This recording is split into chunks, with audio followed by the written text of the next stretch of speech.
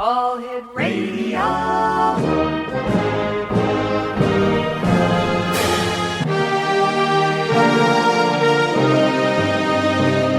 Welcome to the X Zone, a place where fact is fiction and fiction is reality.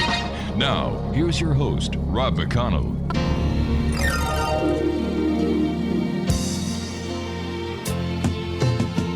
There's got to be a morning after, if we can hold on through the night, we have a chance to find the sunshine. Let's keep on looking for the light. Oh, can't you see the morning after? It's waiting right outside the storm. Why don't we cross the bridge together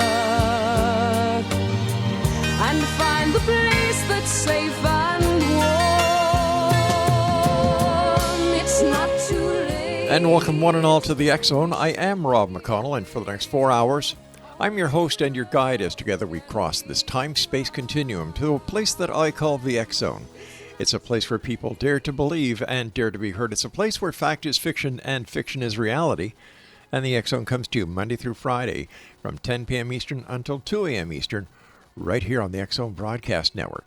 If you'd like to send us an email, xzone@xzoneradiotv.com, on all social media sites, X Zone Radio TV. And for the programming we have on the let's try the other. So many things to think about these days. For all the programming available on the X Zone TV channel, exclusively on Simul TV, www.simultv.com. X Zone Nation, my guest this hour is Suzanne Worthley, and we're going to be talking about, well, she's an energy practitioner. That'll give you an idea what we're going to be talking about this hour.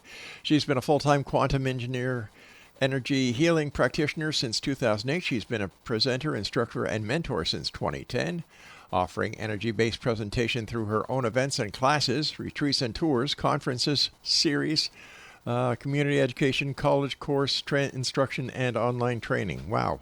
Busy lady. Joining me now is Suzanne Worthley. Suzanne, welcome to the X Zone. Hey, thank you for having me. Oh, tell us a little bit about yourself. Where did all this start for you?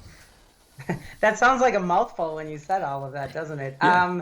The actual energy practitioner work kind of came out of the blue. I was a corporate executive, and I was not really even aware of the world of energy in my adult life. And really seriously, it just came like as a download one day. I was literally walking out the back door of my own home, walking towards the garage, and my husband was coming out of the garage, and I actually stopped dead and said, "Oh my God, you have to figure something out with your medicine because you are really sick. I can see inside your body." And then I went, "Oh my God, I can see inside of your body. Like I can see everything inside of your body." So it was that quick where it all came back. Serious download, caught me back up to where I was when I was a kid with being fully psychic and being able to see auras, and it came on strong. So it was a whirlwind. It sounds like it. Now, as a kid, you were a psychic. Did you practice your psychic phenomenon with people, or was it just something that you held within you? Oh, just totally quiet. Mine was a very, I think, personal relationship. I used to, at 6 years old, see 3 alien heads on my ceiling every night. And I, at that age, of course, thought that everybody saw alien heads on their ceiling. And I knew when those 3 were there that they were the good guys. And then I knew other nights when different kinds of heads would come in and do different kinds of things, I knew that those were the so-called bad ones at 6 years old that I would have to hide under the covers from. So it was a pretty personal relationship when I found out that everybody else wasn't seeing anything. Yeah, I can imagine so. And, you know, you kind of kept that quiet when you got into like grade school. And then I pretty much went dormant through the high school years. I was seriously intuitive, but I, you know, pretty much shelved everything. Oh, that's interesting. What did the 3 aliens head on the ceiling look like? The actual one in the middle, I'm not even exaggerating, looked like the head on The Wizard of Oz when Dorothy went behind the curtain and found the guy, but it was the big green skull.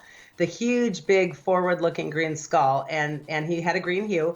And then the other two were a peripheral side view, one on the right, one on the left, and they only spoke to that head. And then the green head spoke to me telepathically.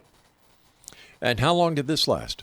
That lasted for a good probably 2.5 years. I actually had a blood disease during that time that came out of nowhere.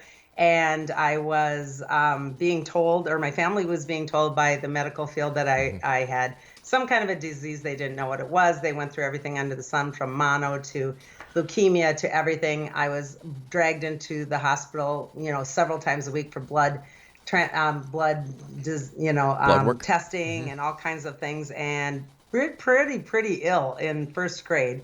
And I would go to bed at night, and the skulls would say, "It's okay, we're working on you, we're working with your blood."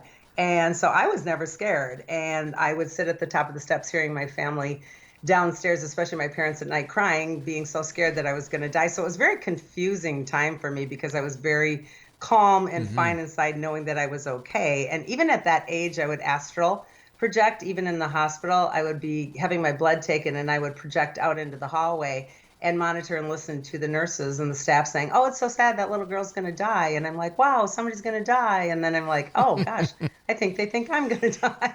And of course I never did. And then boom, everything disappeared. They never figured out what it was. Overnight, everything was gone. And then the heads were gone. Well, we're glad you made it through, and we're glad that the heads were right. Right? Thank you. I agree.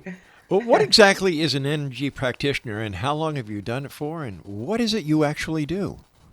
I do so many different things. Energy practitioner simply means I practice energy. So I do it with clients as a actual, what we would call 3D job, but not 3D. I work on their energy fields. I do healings. I work on humans. I work on animals. I work on land. I work on spaces. I work on paranormal. I work in the quantum world. So I work in anything, in any scope with energy. And I have been doing it full time since 2008.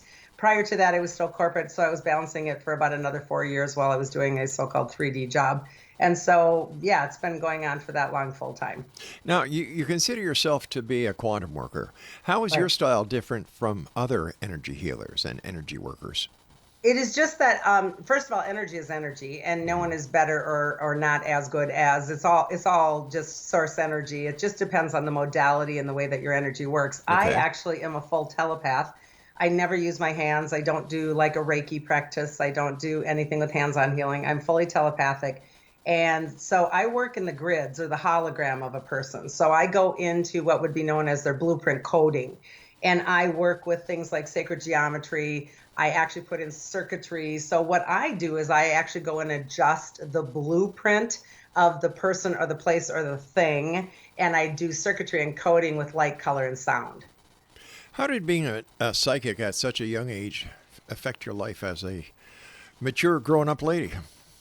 Well, the young age, I just, like I said, thought everybody did it. And then I started to find out that not a whole lot of people did do it. So I felt really kind of ostracized and weird and alone. I remember looking in the mirror a lot when I was little, and I would hear myself in a higher form say, "You have a mission, we'll activate you when it's ready." And so I always knew that I had a so-called mission. I didn't know what that meant, and I didn't realize that not everyone got that message.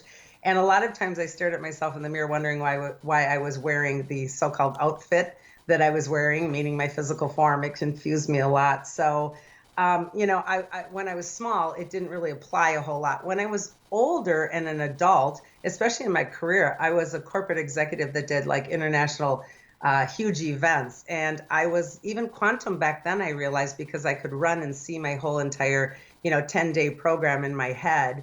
And I could visualize it and create it in my head. So I know that I was practicing the same techniques, but just in a 3D realm, if that makes some sense. Yeah, it does. And I understand that your dad was a mortician. Am I correct? Yeah. Yeah. Well, yeah, he just actually retired this year at 88 years old. Oh, God bless him. Yeah. Did having a dad who was as a mortician, did this give you a different insight into life? A different insight that other people would see? Oh, totally. I mean, goodness sakes, we didn't know anything different.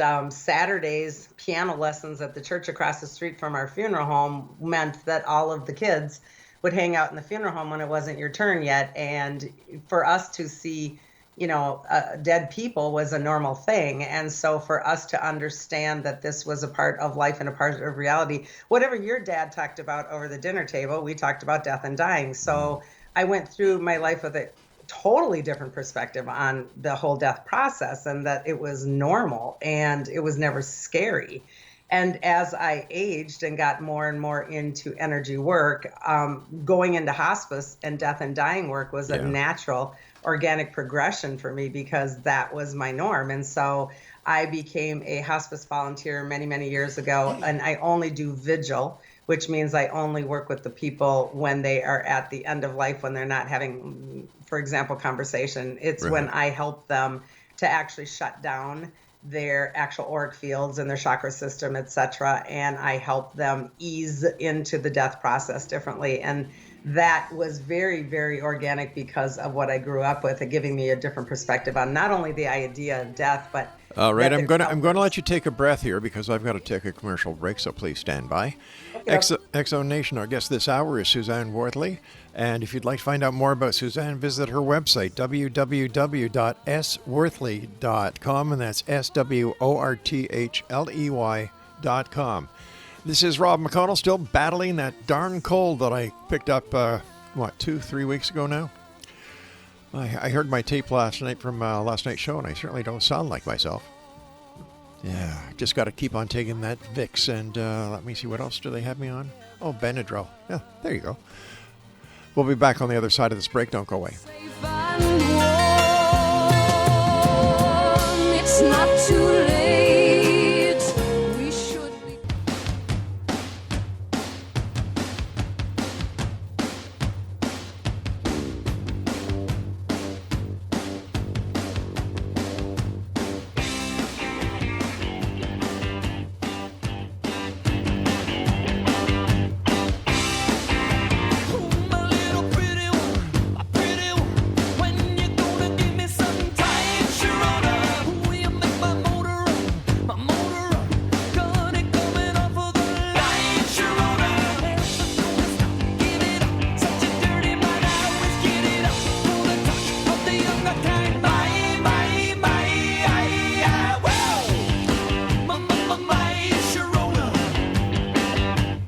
Welcome back, everyone. Suzanne Worthley is our special guest. Her website, sworthley.com. Growing up in a mortuary, your dad being a mortician, death was very familiar to you. But listen, why is it that so many people in our society fear death? Maybe you can give us a perspective on this that no other guest could. I It's literally our education. I don't think that we allow ourselves to embrace the concept that death is a transmutation, and that we have never really been invited to live in a world of energy, that we are omnipresent, that we keep going. And we can get very dogmatic and religious about it, and I'm not judging anyone's beliefs or perceptions on that, but when we go bigger with the thought that we are literally source energy, and we come down here for a very finite time period of an experience on behalf of source, we look at that completely different. And we don't teach our young people that we never learn it. And therefore, we go through death scared, and the death culture is very scary for us. And then, God forbid, our media, plays with us in movies and all kinds of things that makes it even more scary. And so this is one of the reasons why I actually wrote a book on dying, because this is important for us to understand. This is a gift. It's a gift to be here, and it's a gift to go back home to source, because we are supposed to return to source. And we are supposed to give all the information of our wonderful, fabulous, or awful and painful experiences. So I think it's just literally perception, education, and the way that we present to our children growing up. As an energy healer, can you share with us some of your amazing personal stories that have to do with the work that you do? Well, from a client's perspective, I have them daily in terms of watching people actually ignite themselves and awaken themselves to who they truly are in essence. And I mean, I am so privileged to be able to see that on a daily basis. And again, these are not things that we necessarily learn in third grade. We don't learn about the essence of who we are. And so on a daily basis, I get thrilled to be able to watch people awaken and understand that there's a bigger picture here. In the paranormal world, oh my God, I mean, I have crazy stories, all over the place on that, from experiences of actual watching full-blown apparitions. I am very blessed to be able to work in a very haunted hotel in Minnesota called the Palmer House. And I do a lot of events with them. I do an annual one of my own, but I do a lot of other things with them. And it is an incredibly haunted, awesome hotel where I've seen full-blown apparitions. I actually am able to channel and full body, we call it morphing, change into all kinds of different beings when I'm at the Palmer House, and all of the attendees get to witness. So that's been super cool to be able to stand there and have people's loved ones come through me holographically, and my face changes and my voice changes, and I talk, and to hold someone's space of a loved one is incredible. And then 2 seconds later, I'm holding the space of an alien being or a gnome. I mean, it's crazy, crazy stuff that goes on at the Palmer House.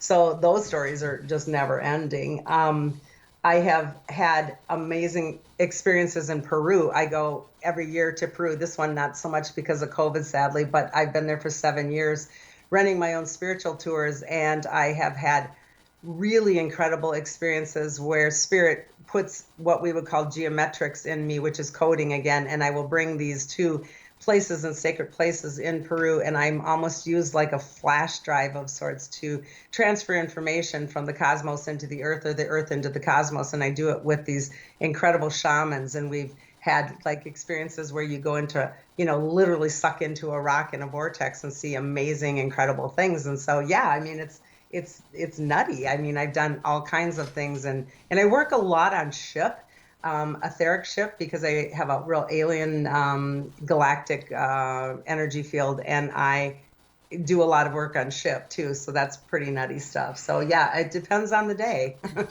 So are you a human being? Are you an alien? What are you? I know for a fact that I have never been here before in human form, and I know almost for a fact that I will never be here again in human form. I don't necessarily feel I am I believe I'm probably a hybrid. I am not somebody that holds karma or past lives here. I've been under hypnosis several times. I have no past lives that are even on this planet as a human. So probably, I guess, if you wanted to say what I was, I would maybe probably, if I had to categorize it, as a hybrid. So what's your mission here? I know that my mission is absolutely to teach a lot of what it is that I'm doing in the classes and the conferences that I'm doing in Sedona. We're starting a series that kicks off in January called The Angel and the Alien, and we are here to really teach the infrastructure of spirituality and the ascension process, understanding how we are here holographically, why we are here, what we are doing, what this process of ascension is about, and that we better get our stuff together, because this is a very critical timeline for us to literally allow our planet to ascend, and the species of the human with it. So this is a really big teaching effort. So you believe we're a holographic existence, that we're not real? Real is a relative word. I believe that we are a projection of our consciousness. I believe that we all come from source energy. Whatever your God package looks like is yours. Right. We are shards of that design intelligence that are here. And through our consciousness connection, each one of us is absolutely unique, and yet we are all one. And in that uniqueness, we will project through our consciousness our own container of what our creational reality is. And so, yes, we are co-creators. Why you? Why you? Why were you? Why me? Why did I come? Yeah. Because I believe, well, I'm not the only one down here. There's tons tons. So many people walking this earth that are working, that are coming to the place of ascending this planet. There's very many of us that are actually having past life memories or going back to the essence of who we are. I have lots and lots of wormhole experiences going back to source energy, remembering how to do geometrics and coding. When we get to that part in the so-called flow chart of creational reality, this is the blueprint of how we exist. And so we are here to teach how we exist so that people will take back their sovereignty and their power, so that we are not walking around this planet like sheep any longer and being told what to do in every essence. And so we are here to not only teach, but to assist raising people's vibration, allowing everyone to get to a frequency so that this planetary existence can ascend. So that is the mission. Is it a mission or a movement? It's a mission, and the movement works within it. It is a mission from off planet. It always has been. It's been prophesized. It has always been the mission. But how can you prove all that you're saying? I don't prove anything, and I don't, in my opinion, have to prove things, because what I teach is that everyone has their own reality and their truth. If you have your own version of truth, that's awesome. And that's what you're here to do. And I'm never here to change someone else's truth. I'm only here to allow my information to go as information. And it is important for people to discern information for themselves and find their own truth within that. I understand that, but not everybody comes on radio and says they're an alien hybrid either. And maybe you haven't interviewed enough, because there's a lot Hey, of listen. I've been doing this show. I've been hello, testing 1, 2, 3. That are, and in fact, this is one of the things I do in my. For example, I was at my Palmer House show just recently, doing a psychic gallery, and beautiful little 21-year-old gal there who was super gorgeous, tall, gigantic eyes, and she was full-blown starseed alien. And she was not aware of it. And when I started talking about some certain things, she just burst out crying. And she said, all of this is within my body making sense. And here her mom is not anything to do with the starseed and has no understanding of it. And we sat down and had quite an extensive conversation about how a starseed actually navigates life differently than a non-starseed. And it doesn't make someone better or not all right, better. all right. Hold on here. Slow down. Take a breath in between sentences, because you're just going on and on and on. You must have been in the Energizer Bunny at one time too. I actually have him on my desk. I can believe that. I certainly can. Okay. So take a when they start to learn about their attributes, then we are understanding that we work differently with those children as parents or teachers or loved ones. And so the mother got to understand differently that her daughter doesn't work the same as maybe her other children do. And so this is an education thing for us to open up to the fact that we're not all the same on this planet. All right, stand by. I've got to take my break at the bottom of the hour for the news. What do you think, Exonation? Are you a believer or are you a skeptic? Send me your emails. Exon at exonradiotv.com. Or you can send us, go to our site, exonradiotv.com, and take our survey there. Star children, alien hybrids, energy fields, energy workers, new age. Is there a connection? Are they here on a specific mission? Or is it a mission that we are not yet aware of? We'll be back on the other side of this break as I continue from our broadcast center and studios in Crystal Beach, Ontario, Canada.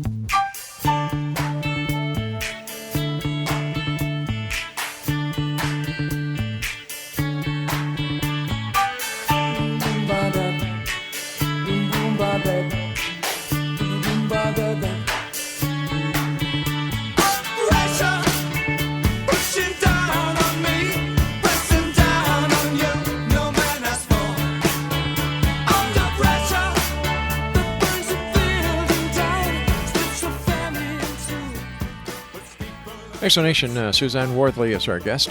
sworthley.com is her website. Suzanne, let me ask you this. Since you're a hybrid, maybe you have a better insight into what is going on in the skies and space above this little planet. Why don't the extraterrestrials that you're in contact with, why don't they just land and let themselves be known? Why all the cloak and dagger secrecy? I think that there's a number of reasons for that. I think that one of the very important things is a frequency thing, that there is a density to our planet, which, by the way, is fueled by fear, that is not conducive to them being able to actually step into this zone in the way that we would imagine them, like a movie does. And I think that that's a huge part of it. I also think that there is a very purposeful way of unfolding or disclosing what we are moving into. I think if everybody landed tomorrow, people would lose their marbles, and I just don't think that's the way that they will enter. How will they enter? I think it will be a soft disclose to some extent. It already is. That's why the government is already handing out their UFO documents, and they are starting to do so many television shows, and everyone is covering it in different ways. It's becoming normal even on TV, in movies. It's a soft disclose so that our psyche starts to open up to the concept that that's even something that is real. And that's been happening for many years, but it's really escalating so that the actual conversation and the narrative starts to come forward a little bit. I think that this will take some time, but I don't believe that it wouldn't be impossible that in our lifetimes that will happen. As far as the information the government has released, going back to June of this year, there was nothing specific in that. It was very general. Plus, as far as the television shows that are out there, there's a large audience, so it's a cash cow, not only for TV producers, not only for networks, but also for people who go out on the lecture series, write books, DVDs. Right now, this is part of paratourism. Yep, I agree, and I'm not arguing with that at all, but it's also a soft disclose. I mean, things will change and things will come forward at certain times, and of course everybody's going to glom onto it. I mean, don't you remember when the shift came in 2012? The shift of 2012, which, by the way, was the Ascension shift. Every single marketing thing glommed onto that under the sun, and everyone thought we were going to be poof and go gone. And it was nothing. They didn't understand that that was a shift in the Mayan calendar and that we were in a process of a frequency change, and they made it into everyone's going to land and we're all going to go poof. Yeah. Well, first of all, it wasn't the end. All that happened on December the December 12th, 2021. It was the end of the Mayan calendar. Just like on December 31st, we take the old calendar off, put a new one on. That's it. There was nothing spectacular that happened. That was just it. And yet the New Age gurus, or as a lot of people call them, the New Age wackos, They decided that they would use this for their benefit to try and swing over people into their way of thinking, and it backfired on them horrifically. I don't know if that's necessarily all that was. I do believe that, yes, it's the Mayan calendar, but if you really study more of all of the prophecies that they have always talked of the Great Awakening, Edgar Cayce even talked about it. I mean, this goes back to all kinds of prophecies of what we call the Great Awakening. And there's very many different points of it. There's the harmonic convergence in 1987, when the actual frequency changed. And we have our Schumann resonance changing. We have our galactic sun changing. We have our solar flares changing. Our frequencies on this planet are changing. And that's part of what we would call the shift. And so, yes, you shift a Mayan calendar, but you also shift in terms of frequency.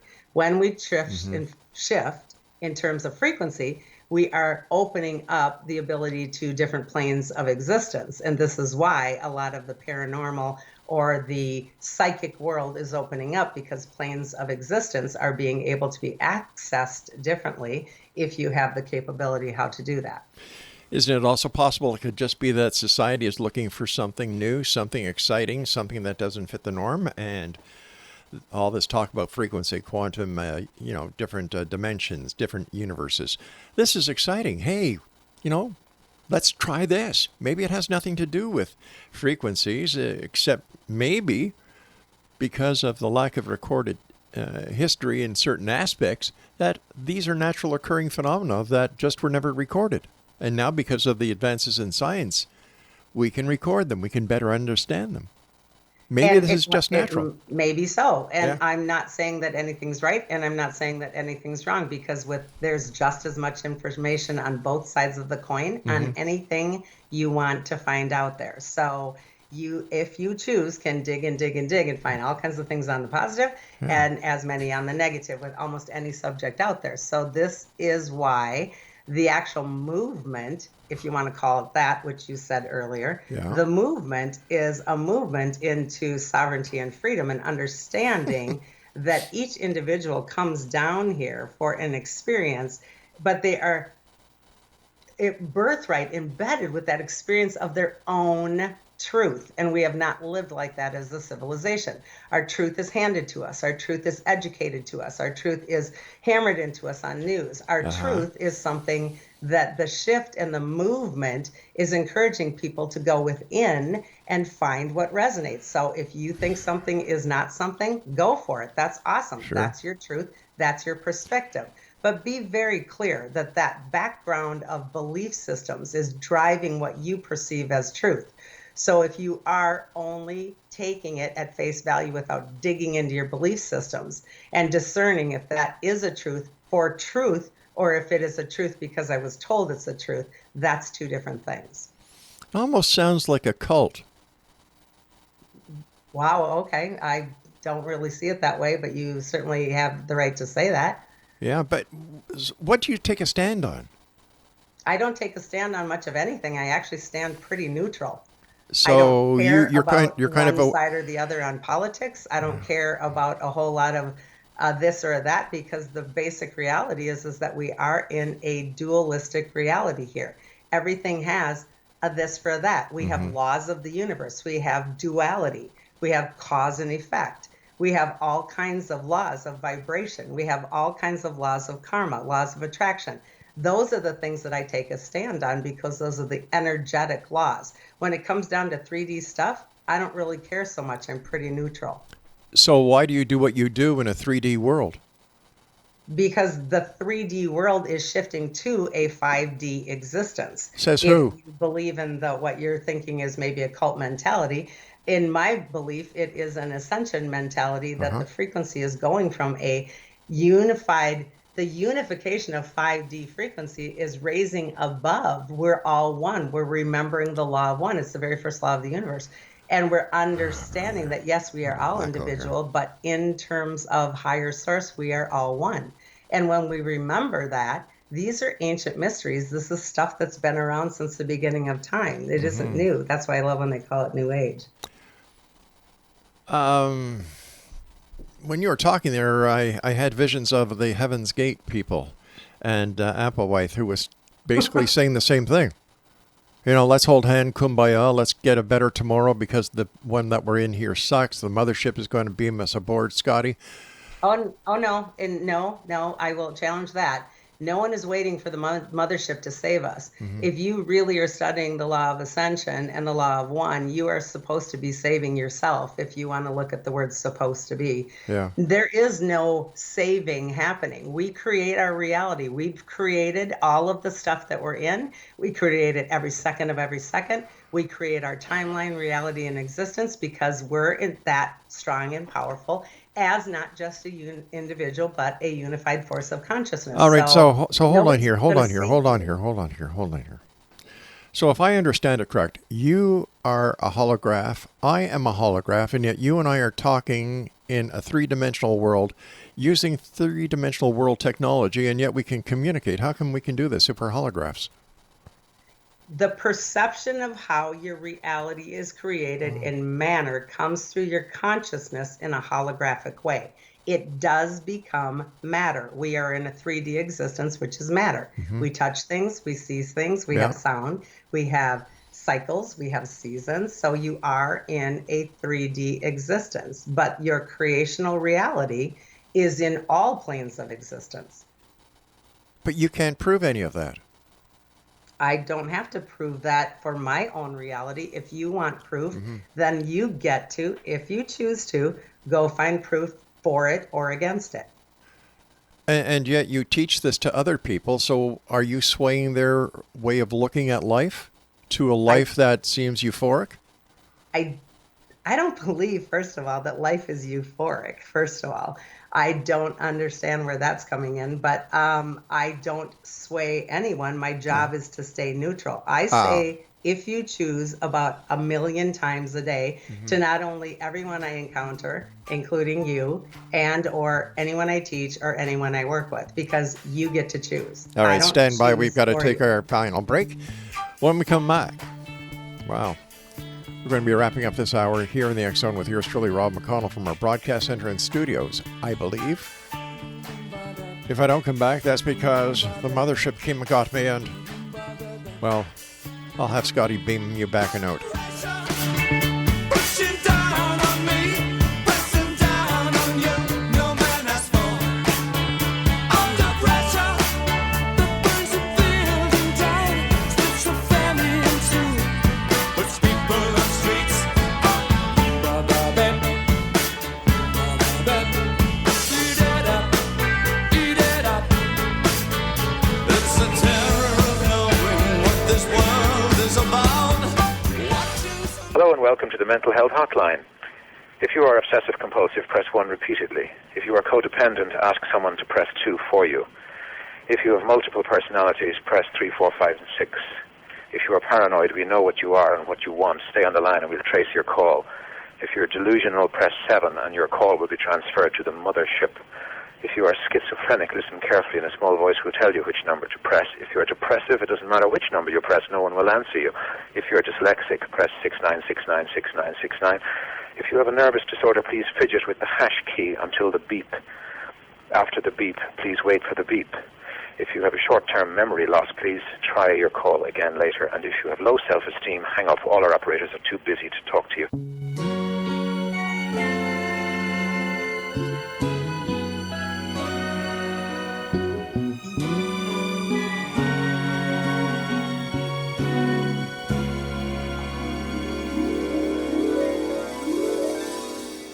I like dreaming, 'cause dreaming can make you mine. I like dreaming, closing my eyes and feeling fine. When the lights go down, I'm holding you so tight. Got you in my arms and it's paradise till the morning light. Welcome back, everyone. Suzanne Worthley is our special guest. Worthley, I should say. Her website is sworthley.com.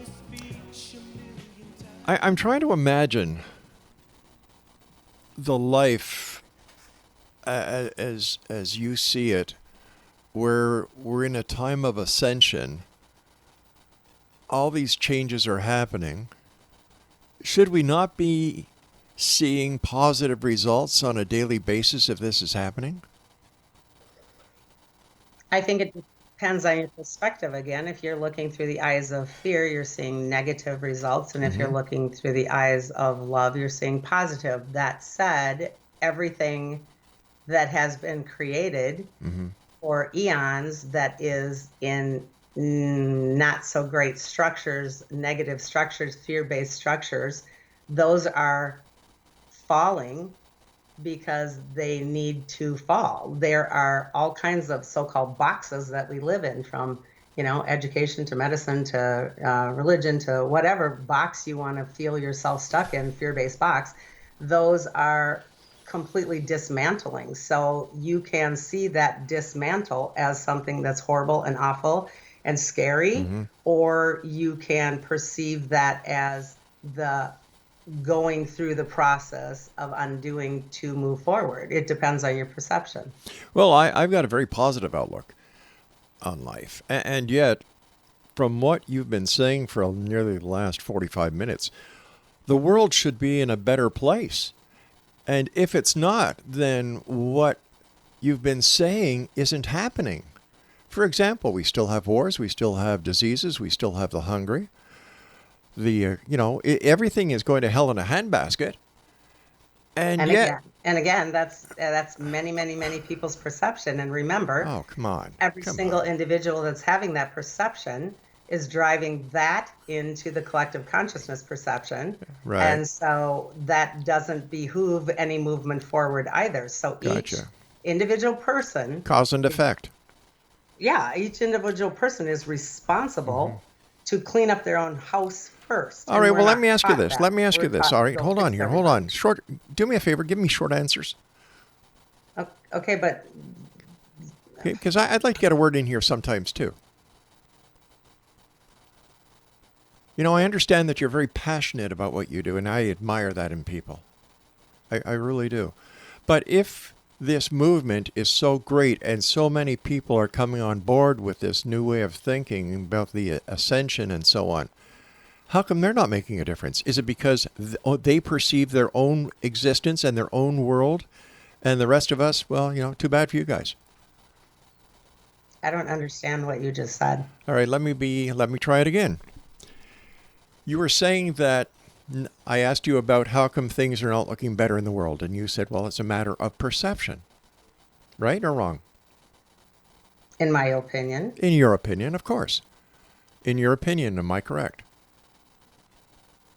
Your understanding, yes, my opinion. Okay. So, Okay. Now, let me take it one step further.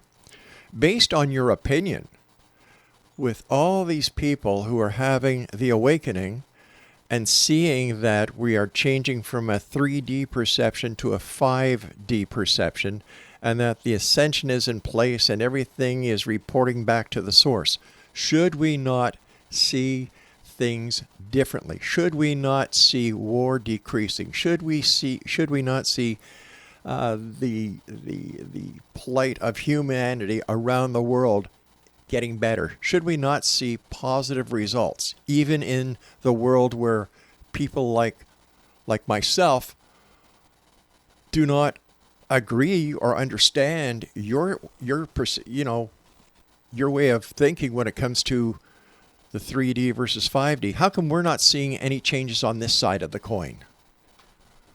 again, I'm not here to argue with you. I'm simply saying, and I'm going to say it again, it depends on the lens that you're looking through. I'm not If trying you to are argue with you. I'm choosing trying to to see get a that there's straight answer. progress, I don't believe that we are even capable of doing eons of war mentality and Eons? fear-based programming mentality overnight or even in a year.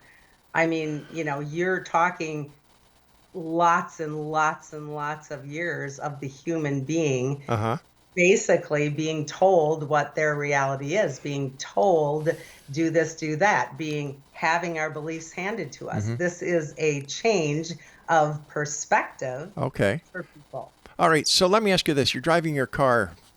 I assume you drive? Yes. You're driving your car down the street. There's traffic lights. It goes from green to yellow to red. What do you do when you come to that red signal? I still follow 3D laws. Why? Because we're still in a 3D reality. It doesn't mean that 5D reality takes away 3D existence in matter. We are still in a 3D existence. And if you're understanding the way that Mayan calendar, by the way, works, it's a 26,000 year cycle, 28,600 year cycle. We're in it since 2012. It's not going to happen overnight and everything's going to snap our fingers and go away in a 3D reality. We are still in a 3D mass reality in a process of ascending in many different planes of existence to a 5D. What that means is it's happening simultaneously. You're still here in 3D. What will be the difference between 3D and 5D? Will it be the difference like, let me see, high definition to 4K? What's the difference? It is a difference between a fuel of love and a fuel of fear. So a 3D perception will see something in a fear-based fuel, meaning this is all scary, and a 5D will find a unified way to look at it, to have cooperation, compassion, and love. Okay, so why do you think that just because you've mentioned fear-based many times, Yep. and yet you don't take a stand on anything, but you're still mentioning fear-based. What is your definition of fear-based? anything that makes you scared. So it is important for us to go through our own consciousness container and dig out anything that is scary for me. What makes me scared? Okay, the boogeyman. When I was a kid, I was scared because my uncle told me there was a boogeyman under my bed. As I grew older, I realized my uncle was just pulling my chain, and I've done it's like, okay, it's not there. I do not live in a fear-based world. I don't. I fear nothing. I'm very self-confident. I'm very positive. Most humans fear a whole lot of things, and maybe not you're the very humans, unique in that you not the don't. humans I know. Pardon? Not the humans I know. They're very secure in their own skin. So are we looking at a very small percentage of society that believes we're in a fear-based existence? No, we're looking, in my opinion, again, in a very large quantity of people that walk this planet are fear-based in their belief systems. So what do you base that on? What do you base that on? Because most human beings think that they have to go to work. Well, if you want to pay your mortgage, you've got to go to work. If you want to feed your family. You have to. You choose to. Oh, come on. Come on. No, you do. You don't have to go to work. You choose to go to work to have the money to pay your mortgage. Oh, the difference is the fuel of fear says I have to go to work. Yeah, the fuel of getting kicked in your ass and freezing outside and being hungry is also a good motivation to go to work. And I get that, but what I'm saying is there's a difference in how the body runs the circuitry of I have to go to work, I get to go to work. All right, I want to thank you very much for joining us tonight. I think you're about 2 cans short of a 6-pack. I've got to tell you something, Exonation. She did prove one thing, that she's not from this planet. That is for sure. She is definitely not from this planet. Another snake oil salesperson out there using your insecurities to fill her pockets. That's what it's all about. My God. I was getting tired just listening. And that's rare for me, I'll tell you. All right, Craig, you know what I want? That's right.